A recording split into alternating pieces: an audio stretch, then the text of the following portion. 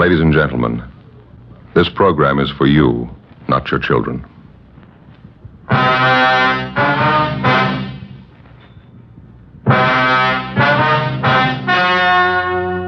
story you are about to hear is true. Only the names have been changed to protect the innocent. Fatima Cigarettes, best of all long cigarettes, brings you Dragnet.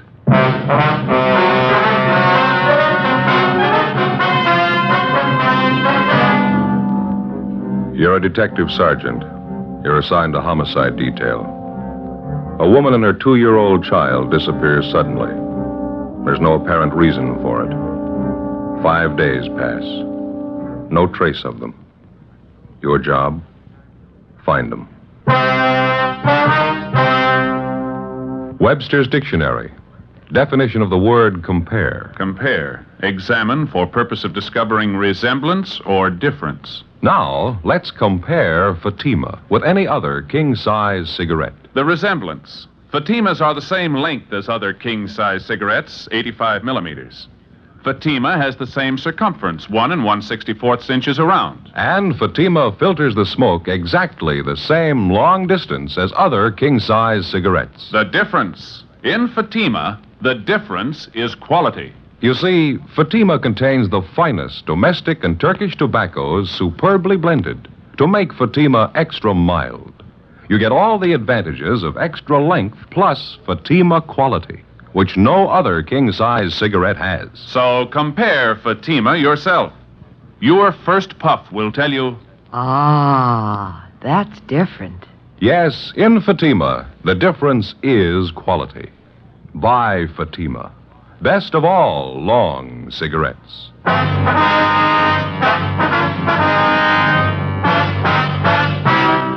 Dragnet, the documented drama of an actual crime. For the next 30 minutes, in cooperation with the Los Angeles Police Department, you will travel step by step on the side of the law through an actual case transcribed from official police files. From beginning to end, from crime to punishment, Dragnet is the story of your police force in action. It was Tuesday, April 20th. It was overcast in Los Angeles. We were working the day watch out of homicide. My partner's Ben Romero. The boss is Captain Blaine Steed. My name's Friday. I was on the way back from communications, and it was 1:35 p.m. when I got to room 42. Homicide. Hi, Joe. What's doing? Oh, not much, Mac. Where'd Ben go? Inside, Captain's office. Be right back. Oh, thank you. Keeping you busy? Oh, about the same. A little hectic around the house, though. Well, that's right. Ben mentioned something about that. You're getting ready for a wedding out there, aren't you? Yep, my daughter Alice. She's sure getting a nice fella. Is that so? Yep, ambitious kid. Part-time accountant. Goes to law school at night down Loyola. Real nice fella. Mm-hmm. When are they getting married? Week from Saturday. It's going to be a big church thing. Sure glad it doesn't happen often. Oh, how do you mean? Big production. Never saw so many bills in my life. New dress for Alice, going away luggage, bridesmaids' dresses, eats, drinks, new carpet for the hall, new curtains in the living room. Wife must think I'm made of this stuff. Well, you should have had all boys, Mac. Yeah. You're giving your daughter away, huh? Yeah. Well, that reminds me, I got to be sure and send my suit to cleaners, get a good press job on it. Sure is funny. What's that? Well, seems for years the wife's been afraid we'd never get Alice married off. Now it's finally in the works, the wife's still unhappy. Oh, well, how's that? Goes around moping around the house, wiping at her eyes, keeps muttering something about losing her little girl is leaving her. I don't know. Well, how old's your daughter? 32. Well, I'll be down in Stats office if anybody wants me. Right, Mac. Yeah. Oh, pardon me, Ben. Excuse me, I didn't see you. Okay. Hi, where you been? Making a couple of phone calls. I think we might have something. Yeah, what's that? The Gorman case. Huh? Had a call from one of their neighbors while you were gone. Where was that calendar of ours? Gee, I don't know. Well, here, I got one in my pocket here in my wallet. Oh, good. Here you are. Oh, thanks. Well, let's see now. Mrs. Gorman and her little girl Nancy disappeared on the 15th. Is that right? Yeah, Thursday. Why? And the husband, Mr. Gorman, filed a missing complaint on Friday morning, right? Yeah. What are you getting at? Well, you remember when we talked to Mr. Gorman, he couldn't think of any reason why his wife and his little girl should disappear like they did. Yeah. Remember me asking him the question if his wife ran around at all, if she was interested in any other man? That's right. He told you no, didn't he? Well, this man who just called in, he lives out in the Gorman neighborhood. He swears up and down that Mrs. Gorman was keeping company with another man. Well, who is this neighbor, anyway? Name's John Pearson. He lives about 4 blocks from the Gormans. Well, we talked to neighbors a lot closer than that to the Gormans. They didn't seem to know anything about it. What else did this guy tell you? Well, let's see. The man Mrs. Gorman was supposed to be running out with is a Ralph Kane. Lives next door to Mr. Pearson. Well, how'd this Pearson sound to you? Pretty typical neighborhood watchdog. But here's the interesting part. Mrs. Gorman and little daughter Nancy disappeared last Thursday. Now, according to Pearson, this Ralph Kane hasn't been seen around since Friday night. He told me on the phone he saw Kane toss a couple of suitcases in his car late Friday night and drive off. So he hasn't come back yet. Yeah, it might be something. Well, how much of a romance was Mrs. Gorman supposed to be having with this Ralph Kane? Well, it's pretty heavy, according to Pearson.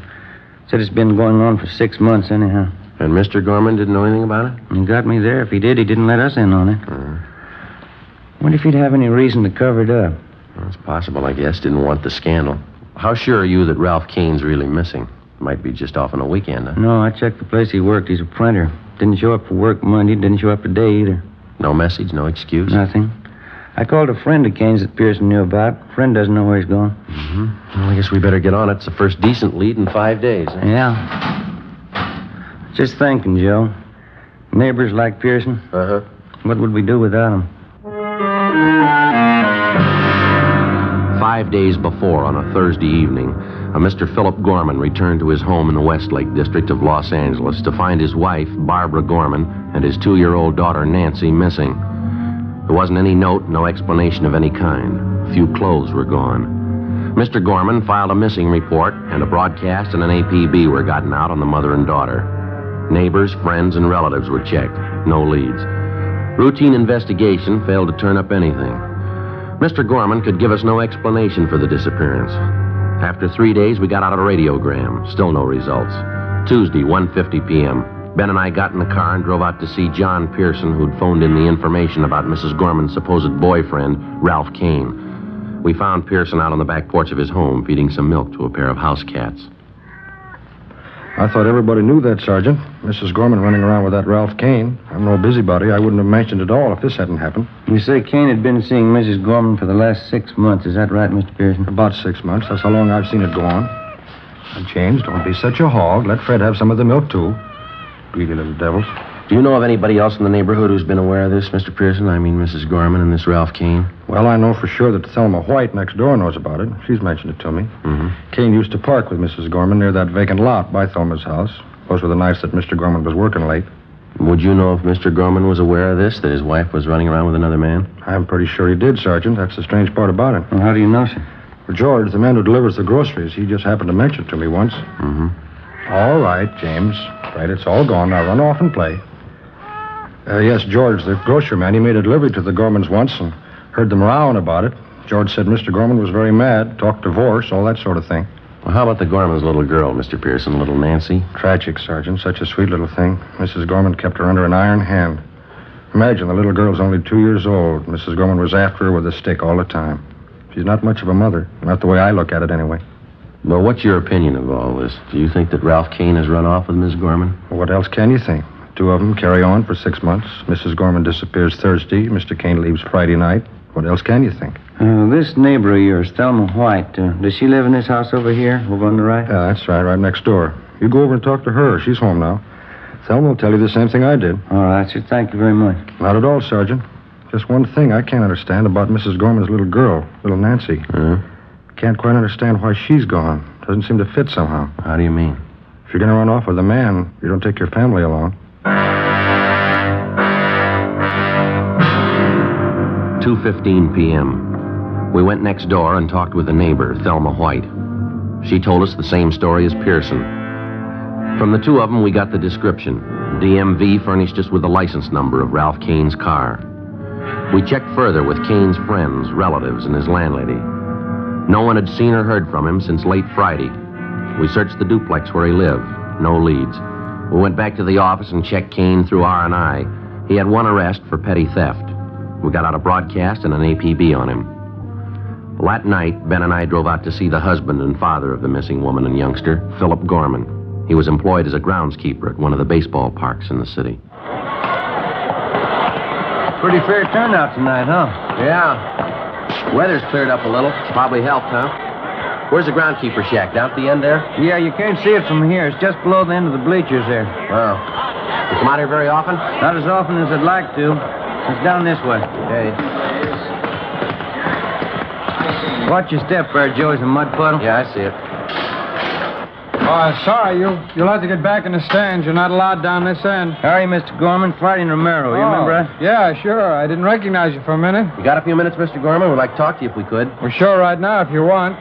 You found out something about the wife, little girl? No, sir, nothing definite. We've got a few questions we'd like to ask you. Well, that's fine with me. I got nothing to do for a couple more innings. What's it all about? Well, when we talked to you at your house the other day, Gorman, you remember me asking if you could think of any reason why your wife and your little girl should disappear like you did?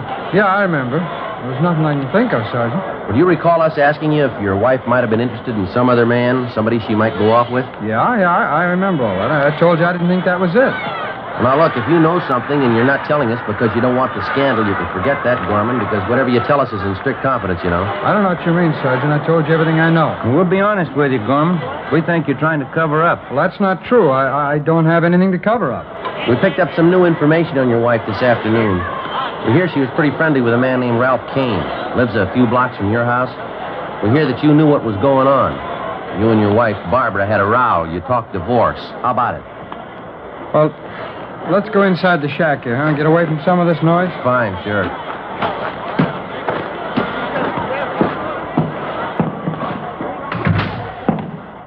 I hope you don't mind it in here. It's a little dirty. I keep all the maintenance stuff in here. That's all right, Gorman. Now, how about Ralph Kane? Yeah.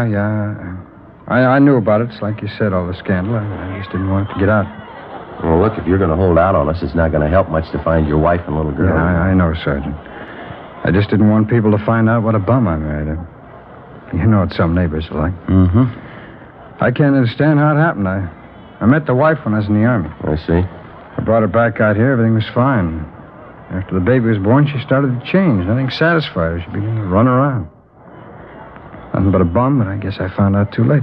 Well, now, this Ralph Kane, what do you know about him? You know, he's a single guy. Works at a print shop downtown. He's a pretty good-looking guy. He's got money to spend. That's all Barbara cares about. Well, what's your idea about it? What?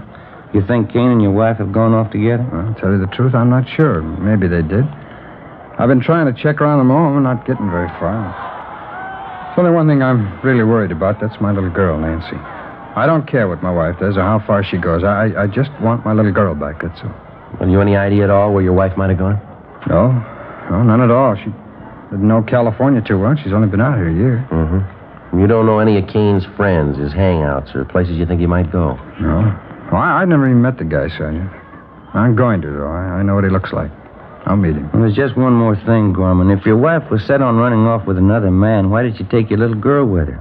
She wasn't too devoted to the baby, I understand. Yeah, that's right. That's what's got me worried. The only thing I can figure out is the wife hated me more than I thought. She knew that I thought Nancy was about, the greatest thing alive. I guess rather than let me have her, she took Nancy along with her. Was it possible she might drop the baby off with some friend or relative and tell them to keep Well, her? I've checked on that already, Sergeant. You got the names of all the people we know. I'm sure they'd get in touch with me if they had Nancy. Well, we'll double-check them anyhow. All right. Now, if there's anything else comes up, you let us know right away, huh? All right, Sergeant. It's just the baby, that's all, Nancy. As far as I'm concerned, my wife never lived. It's kind of hard to take in a way. Yes, it is. I think you got the finest setup in the world. Nice home, job, baby, good furniture, everything you need. Yeah. Everything but a wife. The search for the missing wife and the 2-year-old daughter went on. The broadcasts and teletypes on Mrs. Gorman and Ralph Kane failed to net us a thing. A week passed. There were no leads. Another week went by. Nothing.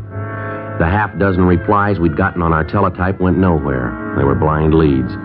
Wednesday, May 5th. We got a call from the manager of an auto court in the south end of the city. He told us that a man, a woman, and a little girl, answering the description of the missing trio, had stopped at his place the night before. Along with Jack McCready from Homicide, Ben and I drove out and interviewed the man. We showed him pictures of Kane, Mrs. Gorman, and 2-year-old Nancy. He identified all three. He could give us no idea where they'd gone. We checked through the cottage where they stayed. No, nothing. Just about as clean as you can get. A little something here. Huh? What's that? Look here. Kid's picture book. Let's see. Yeah, take a look right here. Oh, this book belongs to Nancy Gorman. Well, we know they were here. That's about it. Hey, Ben? Joe? Yeah, Mac. Where are you? Out in the back? Come here. All right.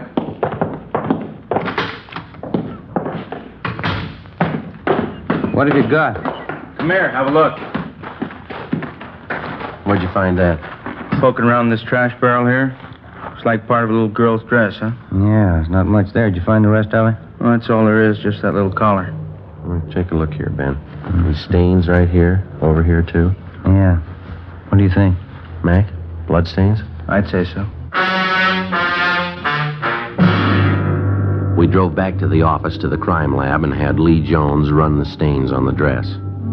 He ran a benzodine test and then a biological precipitant. The stains were made by human blood. Well, it still didn't put us any closer to the missing child or her mother. The search went on. We redoubled our efforts. No luck. Another 10 days passed. We had a few more responses to our all points bulletin, but none of them panned out. On May 16th, we got 2 more leads to check out. They went nowhere. We got back to the office a little after 6 p.m. Better call Mr. Gorman after we check in, huh? Keep him off of our backs. Yeah, I hate to keep telling him the same thing. No word. Yeah. How about it? You call Gorman tonight, huh? All right. Mac, what's doing? Got something for you. Sheriff's substation called, East L.A. Yeah, what about? The Gorman case, they found him. Where? Another auto court right there in East L.A. Ralph Kane and Mrs. Gorman, they got them both under surveillance. Well, how about the little girl, Nancy? Well, that's a hitch. Huh? No sign of her.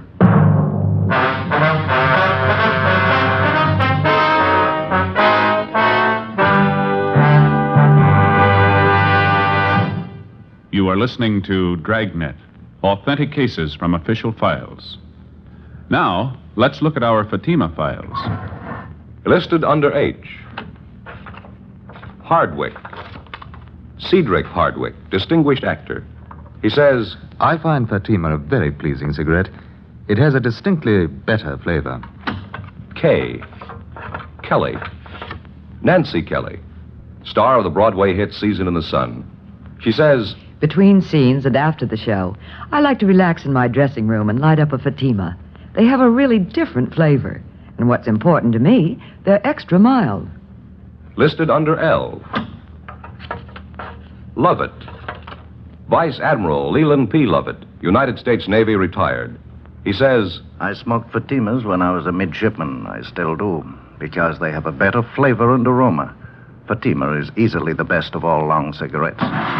friends, our files show Fatima sales are going up. Up every day. The reason for Fatima's ever-increasing popularity can be summed up in 2 words. Fatima quality. Yes, Fatima gives you all the advantages of extra length, plus Fatima quality, which no other king-size cigarette has. So if you smoke a king-size cigarette, compare Fatima. You'll find they now cost the same, but your first puff will tell you. Ah, that's different. Because in Fatima, the difference is quality. Buy Fatima. Best of all long cigarettes.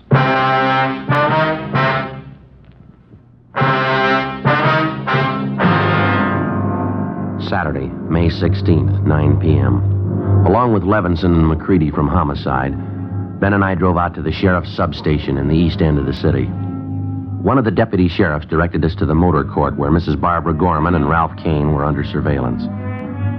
We found the 2 of them in one of the rear cottages. There was no trace of 2-year-old Nancy Gorman. Levinson and McCready took Ralph Kane out to the car to interrogate him. Ben and I remained in the cottage with Mrs. Gorman. She was a tall blonde, thin-faced and nervous. She spoke with a decided accent. We questioned her for more than 2 hours. We got nowhere. Why don't you sit down, Mrs. Gorman? Relax. How can anyone relax? These questions. You have no right to do this. Now, maybe you haven't got it straight, Miss Gorman. This is a pretty important matter. We'd like to find out about your little girl. I told you I don't know. She ran away. Yes, ma'am. Now, we've had 10 different versions. You stopped at a hotel in Nevada and she disappeared. You were at an auto court in Bakersfield. She ran away during the night. We've heard just about all of them. Now, how about the truth? I've told you everything I'm going to tell you. I don't know what's happened to the kid. She's gone, that's all. She's gone. There's got to be an explanation for it. Where is she gone? She ran away. How many times do I have to tell you? I left with Ralph. We went out of the city. After a few days, Nancy got lonesome. She wanted to see her father. We were asleep one night, and she ran away. That's all there is to it. It's simple. Why can't you understand? Now, you're going to have to do better than that, Mrs. Gorman. Now, how about the truth? What happened? You can't keep me here all night. Where's Raph? I want Raph. Why'd you take the child with you in the first place, Miss Gorman? It's pretty obvious that you didn't want her. Did Kane want you to take her along? Oh, no. He wanted me to leave her. Just he and I. That's all he wanted. Should have left her there. All this trouble, questions. There's an easy remedy, ma'am. What'd you really do with the little girl? She wanted off. It's the truth. We didn't know it. She wanted off. We couldn't help it. How about the little dress we found in that auto court with stains on it? Same questions. You always ask the same questions. What about the dress, ma'am? Do I always have to repeat? I told you. Raph got his hand. He was shaving. It was just an old dress, a rag. Raph bandaged his hand with it. Well, you usually wear bandages a while, don't you? You don't just throw them away. It was only a scratch. He didn't need the rag very long. Quite a few stains on the dress, ma'am. Must have been more than just a scratch. No, it was just a scratch. Can't you believe anything I say? No, not so far. Please. Can't I go outside for a few minutes? I have a headache. It's so hot in here. All right, Miss Gorman. Go ahead, man. Yeah, thanks.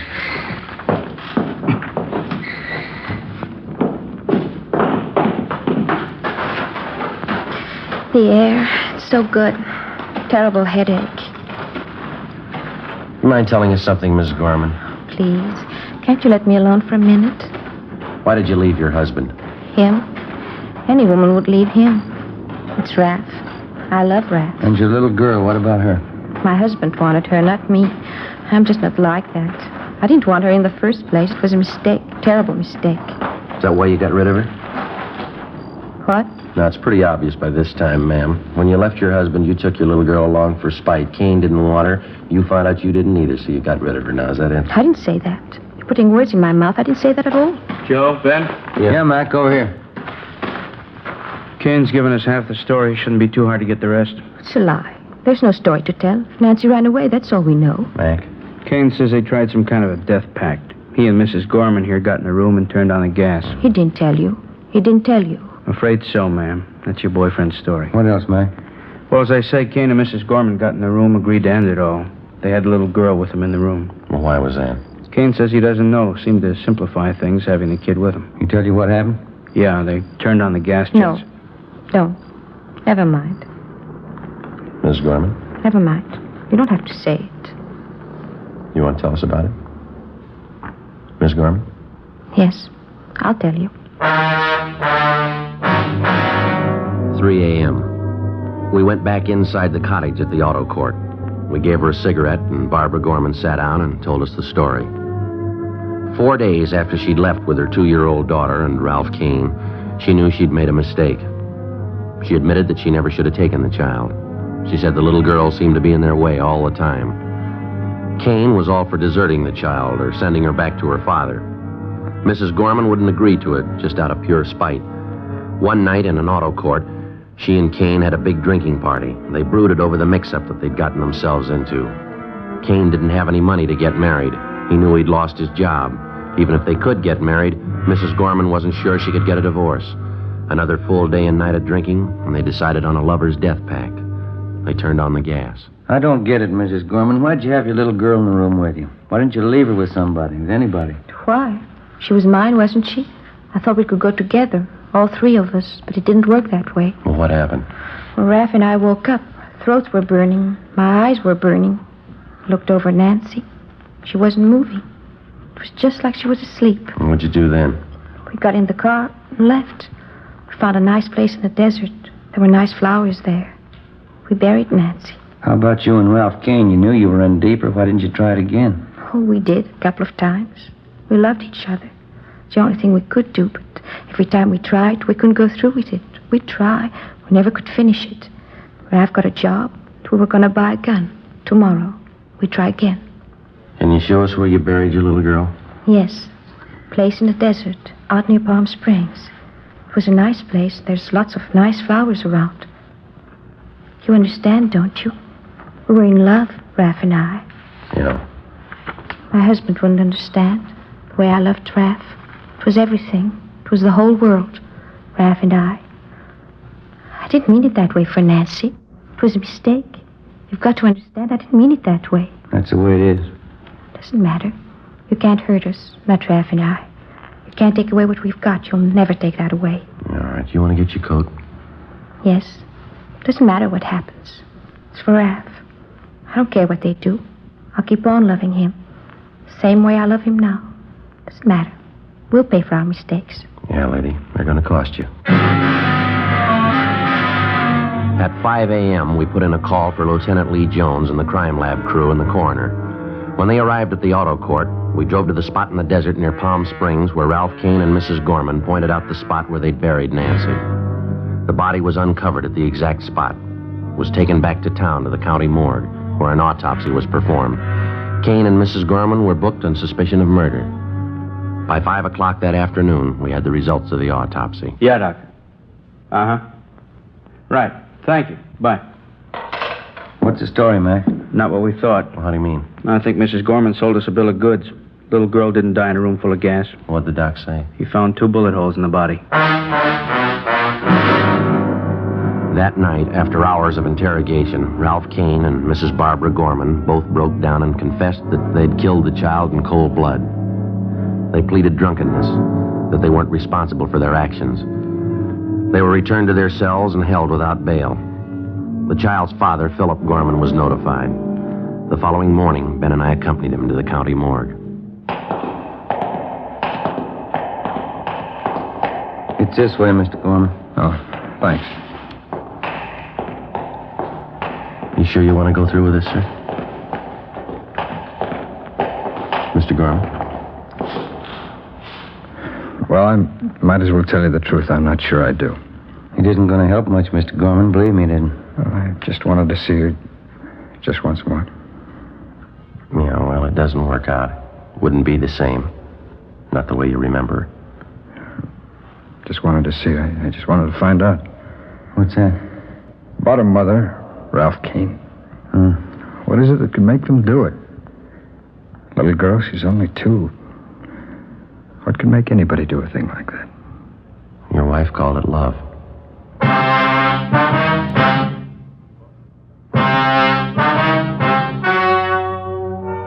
The story you have just heard was true. Only the names were changed to protect the innocent. On September 10th, trial was held in Superior Court, Department 89, City and County of Los Angeles, State of California. In a moment, the results of that trial. And now, here is our star, Jack Webb. Thank you. Friends, tonight you've heard just a few of the reasons why you should smoke Fatima. It sums up this way. Fatima gives you all the advantages of extra length, plus Fatima quality, which no other king-size cigarette has. Tomorrow, buy Fatima in the golden yellow package. Remember, they're extra mild with a different, better flavor and aroma.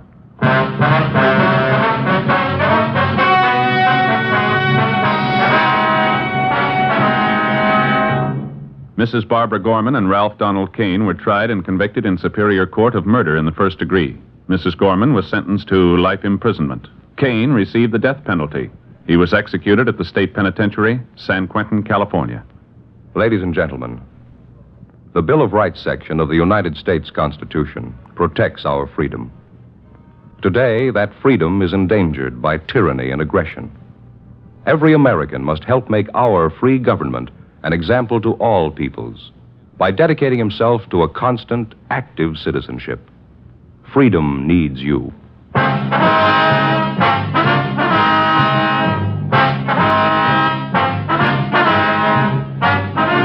You have just heard Dragnet, a series of authentic cases from official files. Technical advice comes from the Office of Chief of Police W.H. Parker, Los Angeles Police Department. Fatima Cigarettes, best of all long cigarettes, has brought you Dragnet, transcribed from Los Angeles.